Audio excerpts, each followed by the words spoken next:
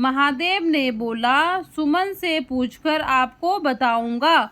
सुमन शाम को घर आती है और महादेव सुमन से पूछता है, शालू की सास आई थी, उन्होंने शादी की बात करी है।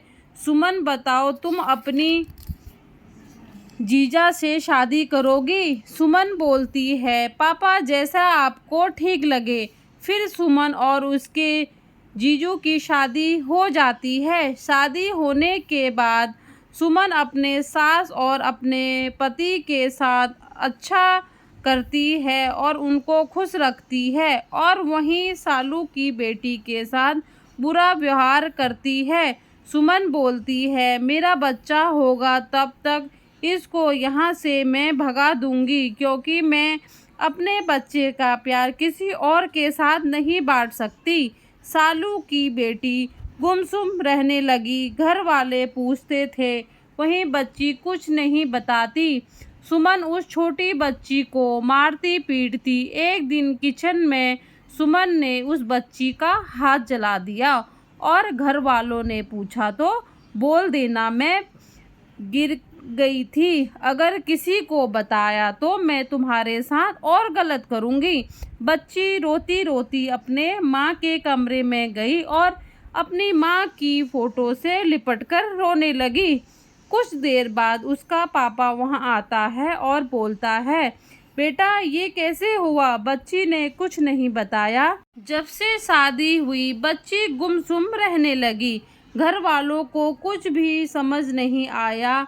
फिर कुछ समय बाद सुमन ने अपने पति से बोला, मुझे बच्चे की ज़रूरत है। उसके पति ने बोला, हमें बच्चे की क्या ज़रूरत है? हमारे पास सालू की बेटी है, हम बच्चा नहीं पैदा करेंगे। सुमन गुस्से से अपने कमरे से बाहर निकल गई। उसका पति उसके पीछे गया। सुमन रोने का ड्रामा करने लगी। उसके पति ने बोला, सुमन तुम रो मत, हम डॉक्टर के पास चलते हैं। दूसरे दिन सुमन और उसका पति डॉक्टर के पास गए। उन्होंने डॉक्टर को बोला, हम बेबी प्लान कर रहे हैं। डॉक्टर ने बोला, मैं पहले चेक करूंगा, आपको कुछ टेस्ट कराने होंगे। सुमन टेस्ट के लिए अंदर गई, सारे टेस्ट दिए। दूसरे दिन रिपोर्ट आई। डॉक्टर ने बोला, तुम कभी भी मां नहीं बन सकती। यह सुनकर सुमन को मानो झटका ही लग गया। उसने सोचा, मैं मां नहीं बन सकती, मेरे साथ ऐसा क्यों हुआ? फिर सुमन ने सोचा, मैंने अपनी बच्ची के साथ गलत किया, इसी वजह से मेरे साथ ऐसा हुआ। उसने रोकर सारी कहानी अपनी सास और पति को बताया। उन लोगों ने सुमन को डांटा और बोला, अच्छा हुआ तुम्हारी औलाद नहीं हुई, तुम उसके साथ भी ऐसा ही करती।